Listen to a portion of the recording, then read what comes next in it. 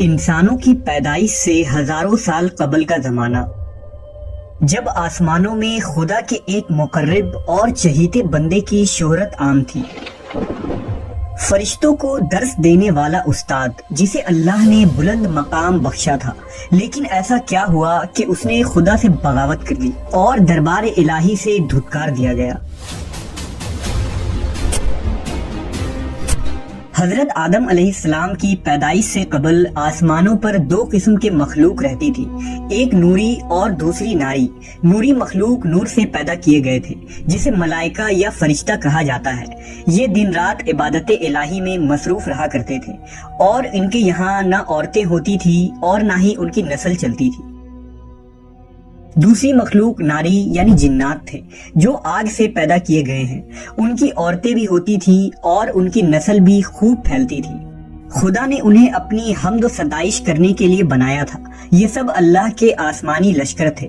وہ اس مقصد کے لیے بنائے گئے تاکہ اپنے خالق و مالک کو جانیں، اس سے شادمان ہو، ہمیشہ تک اس کی خدمت اور عبادت کریں۔ ایک مسلمان کے ایمان بالغیب کا تقاضا ہے کہ وہ ان تمام مخلوقات کے بارے میں جو کچھ قرآن و حدیث سے ثابت ہے اس پر بلا کسی کمی و بیشی اور شک کے ایمان لائے۔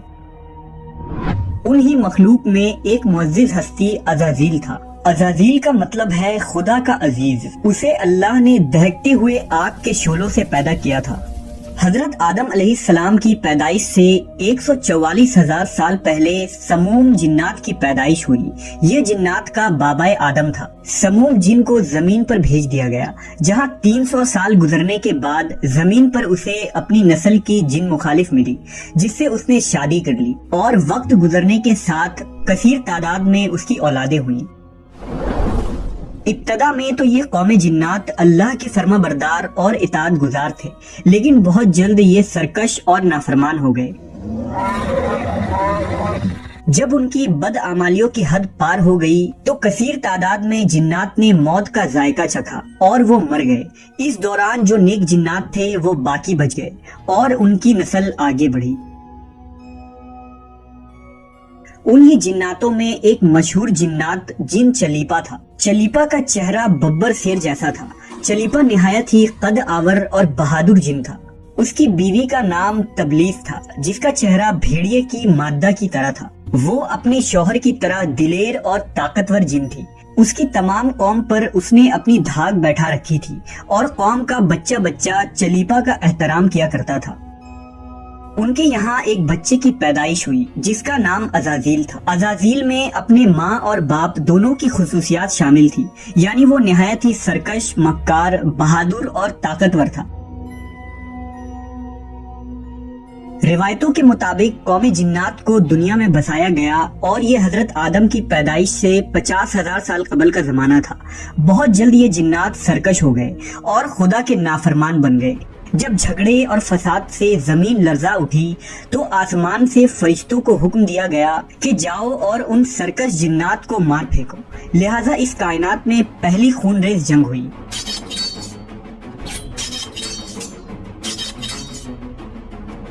جس میں عزازیل کے ماں باپ یعنی چلیپا اور تبلیس نے بڑی بہادری سے جنگ کی، لیکن فرشتے ان پر غالب آ گئے۔ فرشتوں کا وار ان جناتوں پر اس طرح پڑتا کہ وہ اشک کھا کر گر پڑتے۔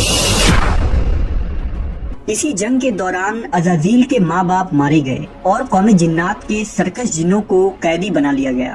ان قیدیوں میں شہزادہ عزازیل بھی تھا۔ فرشتے جب اسے بارگاہ الہی میں لائے تو ان کو حکم ہوا کہ عزازیل کی بہترین تربیت کرو۔ چنانچہ فرشتوں نے عزازیل کی تربیت بہترین انداز سے کی۔ عبادت، ریاضت کے طریقے اور آداب سکھائے گئے۔ اس طرح وہ بہت جلد اللہ کا مقرب ترین بندہ بن گیا۔ ایک وقت ایسا آیا کہ عزازیل اللہ کا سب سے چہیتا، عبادت گزار، ریاضت کرنے والا اور زاہد بندہ تھا، جس میں اس کا کوئی ثانی نہ تھا۔ حکمت و دانشوری میں بھی اسے کمال حاصل تھا۔ عزازیل اپنی عبادت و ریاضت کی وجہ سے اس درجے تک پہنچ چکا تھا کہ اسے فرشتوں کا معلم مقرر کر دیا گیا، اور آسمان والے اسے عابد کہہ کر پکارنے لگے۔ حضرت کعب بن احبار کا بیان ہے کہ عزازیل 40,000 برس تک جنت کا خزانچی تھا، 80,000 برس تک فرشتوں کا ساتھی رہا، 20,000 سال تک فرشتوں کو واز سناتا رہا۔ جس ممبر پر بیٹھ کر عزازیل فرشتوں کو درس دیا کرتا تھا، اسی ممبر کے نیچے حضرت جبرائیل، میکائیل، اسرافیل اور اسرائیل علیہ السلام بیٹھ کر اس کی درس و تدریس سنا کرتے تھے۔ لیکن اللہ کو بخوبی آگاہی تھی کہ یہ اصل میں لعین ہے اور ایک معین مدت کے بعد ذلیل ہوگا، اور اپنے انجام سے غافل اس عزازیل کا خاتمہ کفر کے حالت میں ہوگا۔ لہٰذا ایک روز عزازیل نے لوح محفوظ کو دیکھا کہ اس میں ایک عبارت تحریر کی گئی ہے جس کے الفاظ تھے کہ میں اللہ کی پناہ مانگتا ہوں شیطان مردود سے۔ اس عبارت کو پڑھتے ہی عزازیل غالباً 2000 سال تک روتا رہا اور بارگاہ الہی میں حاضر ہو کر دریافت کرنے لگا کہ اے رب العالمین، یہ شیطان رجیم کون ہوگا جس سے پناہ مانگی جائے گی؟ اللہ نے عرض کیا، ہمارا ایک ایسا بندہ جسے ہر نعمت سے سرفراز کیا جائے گا مگر ایک حکم نہ ماننے کی وجہ سے وہ مردود ہو جائے گا۔ عزازیل نے خواہش کی کہ میں اس ملعون کو دیکھنا چاہتا ہوں، جس پر اللہ کی جانب سے عرض کیا گیا کہ تو جلد اسے دیکھے گا۔ عزازیل ہر لمحے اس سوچ میں غمگین رہتا کہ آخر وہ ملعون کون ہوگا جو خدا کا حکم ماننے سے انکار کرنے کی جرت کرے گا۔ اس خوف سے وہ مزید عبادت اور توبہ میں مصروف رہنے لگا، یہاں تک کہ ہزاروں سال بیت گئے، جب ایک روز عزازیل کو معلوم ہوا کہ اللہ تعالیٰ ایک نئی مخلوق پیدا فرما رہے ہیں جس کے لیے دنیا کے ہر کونے سے مٹی لائی گئی ہے۔ اللہ تبارک و تعالیٰ نے حضرت آدم کے پتلے کو اپنے دست قدرت سے پیدا فرمایا اور یہ بغیر روح کے 40 سال تک اسی حالت میں پڑا رہا۔ فرشتے جب اس کے پاس سے گزرتے تو گھبرا جاتے، ان میں سب سے زیادہ گھبرانے والا ابلیس تھا۔ یہ اس کے پاس سے گزرتا تو اسے مارتا، جس کی وجہ سے اس جسم سے ایسی آواز نکلتی جیسے کھنکھناتی مٹی کی ٹھیکری سے نکلتی ہے۔ اور پھر وہ دن بھی آ گیا جب رب العالمین نے فرشتوں سے فرمایا کہ میں زمین پر اپنا ایک نائب بنانے لگا ہوں، وہ زمین پر میرے احکام کو نافذ کروائے گا۔ فرشتوں نے عرض کیا، اے پاک پروردگار، یہ زمین پر فساد برپا کریں گے اور یہ آپس میں خون ریزی کریں گے، جبکہ ہم تو دن رات آپ کی تسبیح کرتے رہتے ہیں اور آپ کی پاکی بیان کرتے ہیں۔ اللہ نے فرمایا، جو کچھ میں جانتا ہوں وہ تم نہیں جانتے۔ پھر اللہ نے حضرت آدم کو تمام چیزوں کے نام سکھا دیے اور انہیں فرشتوں کے سامنے پیش کرتے ہوئے فرمایا، اگر تم سچے ہو تو مجھے ان کے نام بتاؤ۔ انہوں نے کہا، تو پاک ہے، ہم تو اتنا ہی جانتے ہیں جتنا تو نے ہمیں بتایا ہے، بے شک تو بڑے علم و حکمت والا ہے۔ پھر اللہ نے فرمایا، اے آدم، ان چیزوں کے نام بتا دو۔ پھر حضرت آدم نے انہیں نام بتا دیے تو فرمایا، کیا میں نے تمہیں نہیں کہا تھا کہ میں آسمانوں اور زمین کی چھپی ہوئی چیزیں جانتا ہوں، اور جو تم ظاہر کرتے ہو اور جو تم چھپاتے ہو؟ پھر فرشتوں کو حکم دیا گیا کہ آدم کو سجدہ کرو، لہٰذا انہوں نے سجدہ کیا، مگر عزازیل نے سجدہ سے انکار کیا۔ اللہ نے فرمایا، تجھے سجدہ کرنے سے کس چیز نے منع کیا جبکہ میں نے تجھے حکم دیا؟ وہ کہنے لگا، میں اس سے بہتر ہوں کہ تو نے مجھے آگ سے بنایا اور اسے مٹی سے بنایا ہے۔ میں ایسا نہیں کہ اس انسان کو سجدہ کروں جسے تو نے سڑے ہوئے کھنکھناتے گارے سے پیدا کیا ہے۔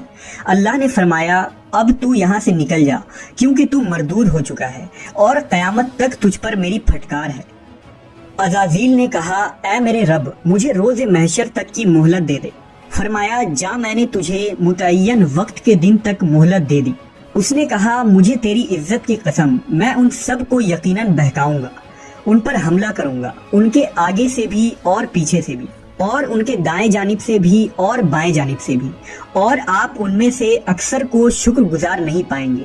اللہ نے فرمایا، یہاں سے ذلیل و خوار ہو کر نکل جا، ان میں سے جو شخص تیرا کہنا مانے گا میں ان سب سے جہنم کو بھر دوں گا۔ اور یوں بارگاہ خداوندی سے دھتکارے جانے کے بعد عزازیل ابلیس بن گیا۔ اپنی غرور و تکبر اور رعونت کی بنا پر اس کی ہزاروں سال کی عبادت و ریاضت ضائع ہو گئی اور اسے عرش سے فرش پر پٹک دیا گیا۔ اسلام کے علاوہ دوسرے مذہبی کتابوں اور عقیدوں میں بھی ابلیس یا عزازیل کا ذکر ملتا ہے۔ یونانی کتابوں میں اسے اپولین اور کتاب مقدس میں لوسیفر یا سیٹن کہا گیا ہے۔ زمانہ قدیم سے ہی ایک منفرد مذہب اور گروہ اس شیطان یا لوسیفر کی پوجا کرتے آ رہے ہیں، جن کا ماننا یہ ہے کہ خدا سے لوسیفر کا بغاوت کرنا بالکل درست تھا۔ وہ عزازیل کو ایک عظیم قوت قرار دے کر خدا کے مخالف میں کھڑا کرتے ہیں اور شیطان کی عبادت کرتے ہیں۔ اس مذہب کے ماننے والوں کو سیٹنسٹ کہا جاتا ہے۔ روایتوں کے مطابق ابلیس کی موت کا وقت اسرافیل کے پہلے اور دوسرے سور پھونکنے کے درمیان کا وقت ہے، جب اسے دی گئی مہلت پوری ہو چکی ہوگی اور وہ ذلیل و خوار ہو جائے گا۔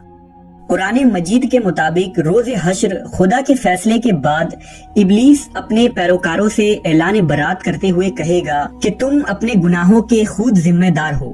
نیز وہ کہے گا کہ خدا نے تمہیں سچا وعدہ دیا تھا اور میں نے جو وعدہ تمہیں دیا تھا میں اس کی مخالفت کرتا ہوں۔ مجھے تم پر کسی قسم کا کوئی تسلط حاصل نہیں تھا سوائے اس کے کہ میں نے تمہیں بلایا اور تم نے میری پکار پر لبیک کہا۔ بس مجھے ملامت نہ کرو، اپنے آپ کو ملامت کرو۔ اب میں تمہارا فریاد رس نہیں ہوں اور نہ تم میری فریاد رس ہو سکتے ہو۔ عزازیل کا حضرت آدم علیہ السلام کو سجدے سے انکار کا جذبہ حسد تھا، جس نے اسے مجبور کیا کہ میری جگہ آدم کو کیوں مل گئی۔ یہ اس کا جذبہ تکبر اور غرور تھا کہ میں سب سے اعلیٰ ہوں۔ یہ صرف اس ایک سجدے کے انکار کی بات نہیں تھی، بات اطاعت سے سرکشی کی تھی۔ ابلیس نے دل میں خود کو رب مان لیا تھا۔ اس شرک عظیم کے نتیجے میں ابلیس تا قیامت رسوا اور لعنتی ٹھہرا اور اولاد آدم کو بھٹکانے کے لیے آزاد قرار پایا۔